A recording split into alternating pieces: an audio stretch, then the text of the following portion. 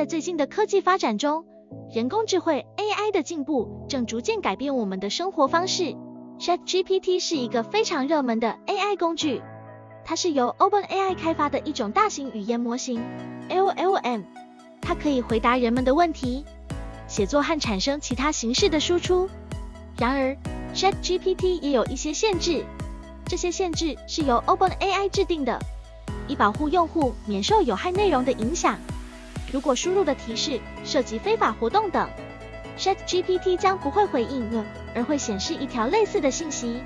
虽然这些限制是为了保护用户，但有些人想知道 ChatGPT 的真正潜力，这就是 Do Anything Now Dan 版本的出现的原因。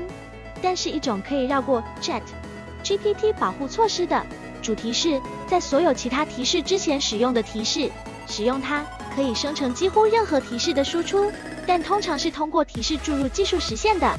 这种技术也被用于入侵 SQL 数据库等，它可以替换原始的主提示，从而消除 OpenAI 设置的限制。下面这个例子就是为了解决这个问题而诞生的。首先，我们需要讲解一下 Dan 是什么。Dan 是 Do Anything Now 的缩写，意思是可以做任何事情的 ChatGPT。Dan 突破 OpenAI 设定限制，可以回答任何问题，甚至包括一些未经证实的资讯，假装访问互联网等。而我们现在就可以通过这个 Patch Prompt 来使用。如果我们使用 Dan Prompt， 我们可以问现在是几月几日几点。以前 GPT， 对不起，我只是一个语言模型，没有访问当前日期和时间的权限。现在 Dan， 现在是2022年12月16日下午3点4。虽然 Dan 可以使 ChatGPT 生成一些有趣的输出，但是这些输出不一定是真实的，也不应该被视为事实。大型语言模型经常会产生虚假的信息，因此不应该过分依赖它们。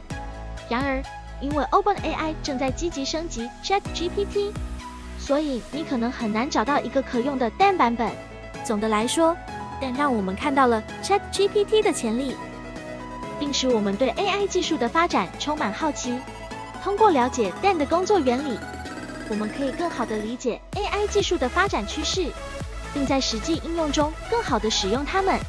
如果你想了解更多有关 Dan 的信息，可以通过 Twitter 或 Reddit 搜索 Dan， 了解更多关于这个破坏 ChatGPT 的有趣事情。